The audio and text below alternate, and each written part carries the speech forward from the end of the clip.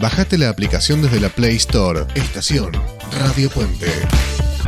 Él es uno de los más importantes cardiólogos de nuestro país, es jefe de investigación clínica del Instituto Cardiovascular de Buenos Aires, es miembro del Comité Ejecutivo de Estudios Clínicos de Latinoamérica, ECLA, que enroló a parte de los participantes argentinos en este estudio que reunió datos de 245.000 personas de 80 países.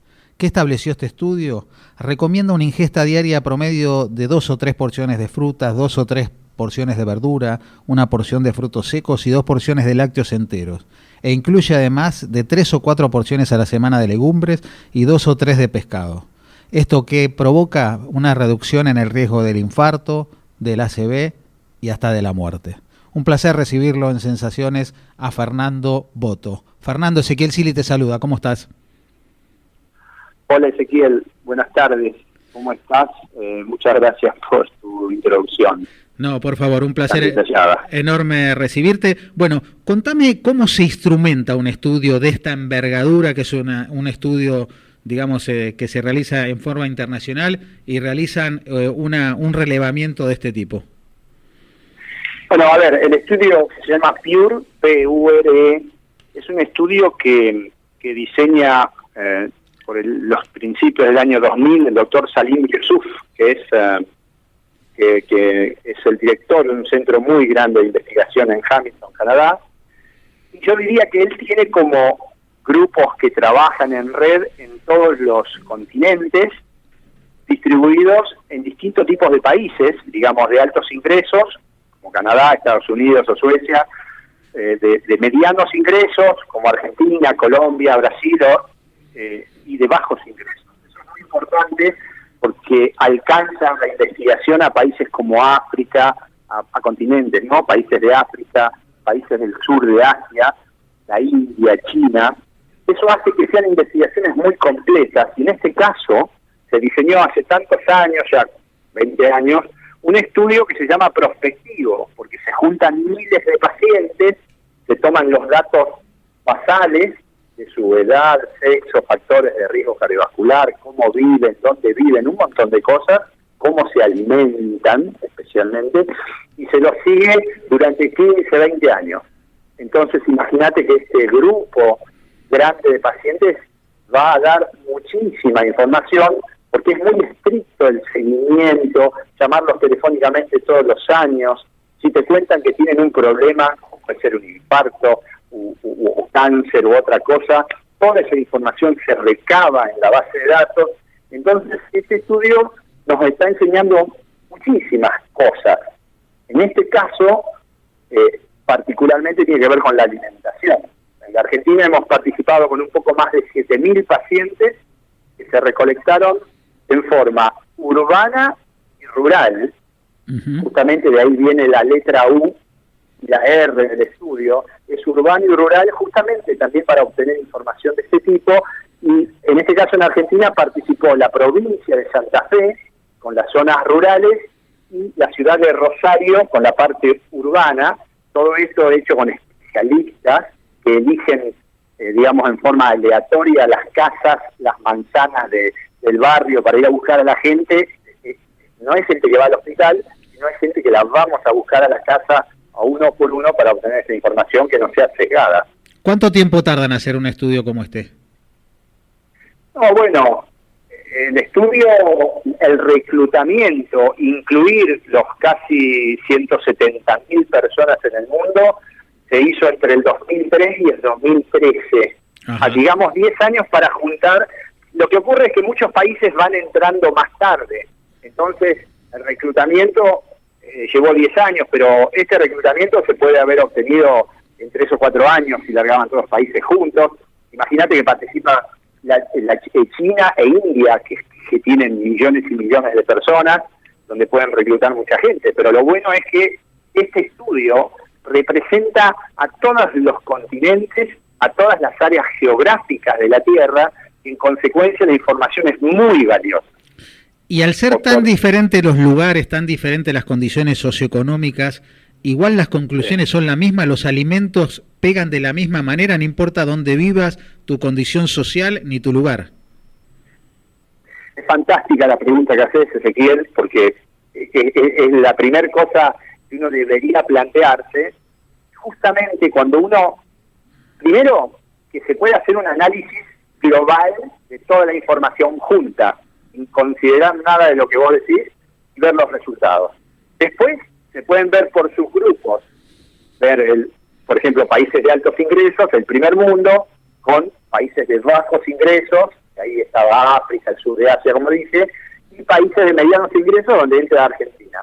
Lo que ocurre es que estadísticamente, cuando uno obtiene resultados finales, hay un montón de herramientas, digamos matemáticas, se dice, para ajustar los resultados independientemente del área geográfica.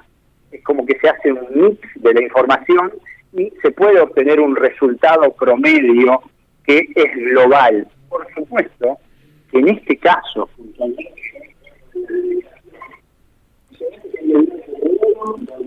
Perdóname, Fernando, ¿te podés mover porque te estamos perdiendo en el audio? A ver. Ahora sí, ahora sí. Sí. Estoy en el consultorio acá del central. Ok, sí. Entonces, me perdí yo ahora. Lo que quiero decir es, imagínense que muchísimos de los alimentos de distintas categorías pueden estar más en unos países que en otros. Claro. Muchas costumbres o culturas alimentarias acá se ven reflejadas. Imagínate algunos países de África, la China, Colombia, Canadá o Argentina. O sea, hay distintos tipos de alimentos. Por eso está controlado. El punto es que cuando tenés tan grandes números, como decir 170.000 pacientes, y tenés 50.000 eventos, llámese infarto, ACV, muerte, cuando tenés matemáticas tan grandes, se pueden hacer todas estas correcciones estadísticas sin que haya fenómenos, digamos, de aleatorio, de por casualidad, porque hay miles de pacientes. Lo que vos decís es muy importante. Si tuviéramos una cohorte de 1.000 pacientes con 50 eventos y en 20 países. Claro. Entonces ahí sí habría números chiquititos que pueden estar sesgados. Esos números son muy importantes. ¿Qué le podés decir a aquel que nos está escuchando? Y bueno, un poco como comenté al principio, cuáles eran las ingestas que recomendaban del punto de vista práctico en nuestro país. ¿Cuáles son las recomendaciones para decir, bueno, por lo menos doy un pasito adelante por mi salud? A ver, todos ya venimos a escuchar. Primero, investigar en alimentos es muy difícil, no es lo mismo que investigar en remedios, donde comparás un remedio con otro o un remedio con placebo.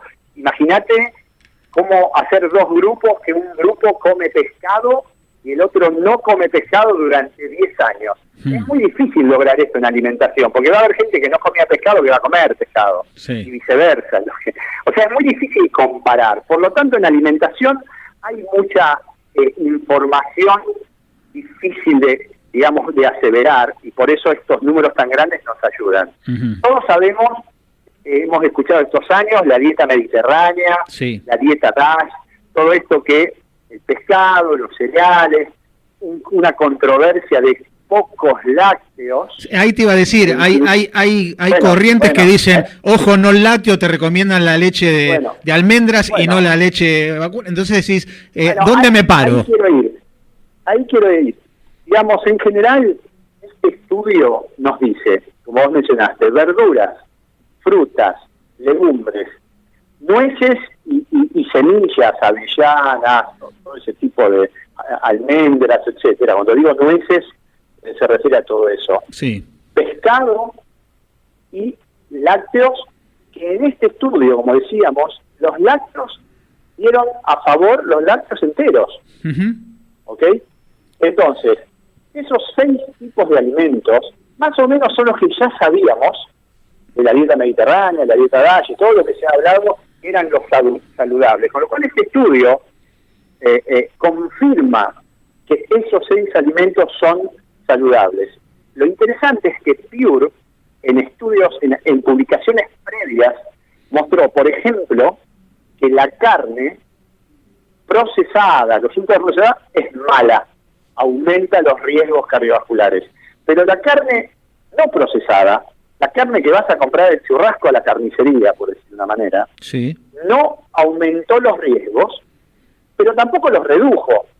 Como no redujo los riesgos, no aparece entre estos 6 alimentos. Pero en un país como el nuestro, donde hay alta disponibilidad de carne, alguien podría decir entonces, miren, nos gusta la carne. No hace mal si es carne no procesada. Por supuesto que controlemos la cantidad de la ingesta, pero no está prohibido comer carne. O sea, estos 6 alimentos que dijimos, pongámosle, en la Argentina se pueden cumplir más o menos de acuerdo a cada uno, pero si le agregáramos alguna cantidad de carne semanal, no está mal. Pasa lo mismo con los cereales integrales. La dieta mediterránea sostiene los cereales integrales. Pure dijo que los cereales no reducen los eventos cardiovasculares, pero tampoco los aumenta. Entonces, ese puñado de cereales cotidianos no está mal usarlo. Entonces, de alguna manera está apoyando al concepto de la dieta mediterránea. Entonces, eso es lo bueno. Lo que creo que es muy fuerte, Pure, es en decir, señores, los lácteos, un vaso de leche o un vaso de yogur a la mañana y a la tarde es favorable para reducir los eventos cardiovasculares. E inclusive, si esos lácteos son enteros, está muy bien. Entonces, me parece que hay un mensaje fuerte en sostener más o menos el concepto de esta dieta, de las cosas saludables que todos conocemos, y obviamente en contra de un alto consumo de hidratos de carbono o azúcares refinadas.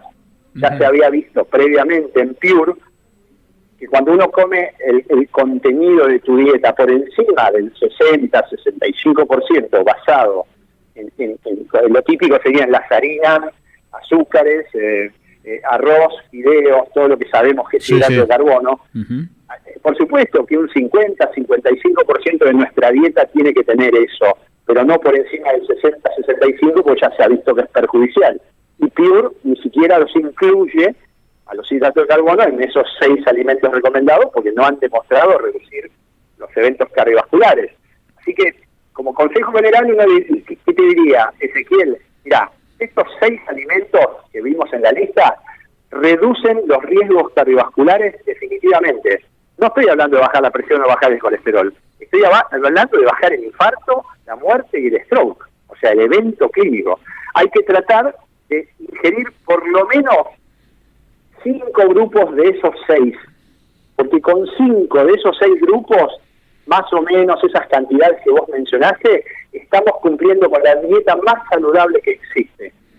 Algo interesante, para los países que tienen muy bajo este puntaje de 0 a 6, ¿sí? Países que comen 1 o 2 de estos alimentos, si llegaran a 4 o más de estos 6 alimentos, es un cambio terriblemente favorable, que me parece que se podría lograr dándole validez a esta información, e inclusive, si vos comieras, por ejemplo, 3 o 4 de estos 6 alimentos, con que incorpores uno más del grupo a tu conducta, eso ya reduce casi entre un 6 y un 10% los distintos tipos de eventos cardiovasculares. O sea, incorporar una de estas familias de alimentos a tu dieta ya impacta en el tiempo, por supuesto, ¿no? Alejándose de tomarlo mucho tiempo. Fernando, como se nos está terminando el tiempo y tengo muchas consultas, acá hay un denominador común que son, ¿qué pasa con, ya una era la carne, que lo dijiste,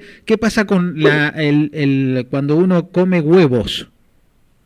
Buenísimo, buenísima la pregunta. Pure no menciona mucho este paper, publicado ahora, pero hay un estudio previo de Pure que dice que un huevo por día se puede comer sin que cambie nada. O sea, el huevo en sí mismo, inclusive en cantidades abundantes, no ha demostrado mejorar los eventos cardiovasculares, tampoco empeorarlos, como los cereales integrales, y ha habido como un acuerdo que, digamos, en promedio un huevo por día está muy bien, no hace mal. Obviamente cuando digo un huevo por día o decimos X cosa por día, bueno, uno lo tiene que llevar a la semana, ¿no? Porque vos decís, me como 7, un huevo por día son 7 en la semana, está mal que me coma 2, 3, debe ser lo mismo, no. Pero bueno, está bueno, pero el huevo está aceptado, sí. Perfecto. No, porque claro, nosotros tenemos muchas veces consumo, como dijiste vos, el de la carne, quizás no estamos tan cerca del pescado como tendríamos que estar. Entonces está bueno, como decís vos, cualquier pasito que demos para adelante, si estamos en 3 y metemos un cuarto y si metemos un quinto, estamos evolucionando para bien, ¿no es cierto? Y eso creo que es el mensaje más importante que podemos dar. Sí, quizás entender que estas 6 cosas, más esos 2 o 3 extras que mencionamos, hay que hacerlo de forma equilibrada. Un poquito de cada uno, Siempre. es un poco de cada uno. Tenemos que acostumbrar a comer variado, un poco de cada uno. Y no esperar tampoco respuestas mágicas, esto de un huevo por día o 2 huevos 3 días por la semana. Bueno, no tenemos esa data como para responder cada pregunta. Pero a mí me parece que el estudio ayuda mucho globalmente, inclusive apoya conceptos de estas otras dietas saludables que ya todos estamos viendo. Lo que pasa es que esta información es muy sólida y de todo el mundo. Imagínate que Totalmente. la información de las otras dietas siempre surge de países de Europa, de Estados Unidos o de Japón. Claro. Y esta surge de todos los países del mundo, lo valida en otros lugares del planeta y no sabemos, porque no es lo mismo comer tal cosa en Estados Unidos y que ayude a que comer la misma cosa en Pakistán, ¿entendés? Sin embargo, Totalmente. esto lo avala. Fernando, muchísimas gracias por este encuentro. Seguramente vamos a repetirlo más adelante y vamos a seguir hablando de nosotros. Cada lunes tenemos nuestra sección de vida sana y espiritualidad y nos interesa mucho seguir concientizando en esos pequeños pasitos que podemos dar siempre para adelante en beneficio de nuestra salud. Así que muchísimas gracias. No, gracias a vos, Ezequiel, por la invitación. Un abrazo muy grande. Con nosotros el doctor Fernando Boto. Radio Puente, acortando distancias.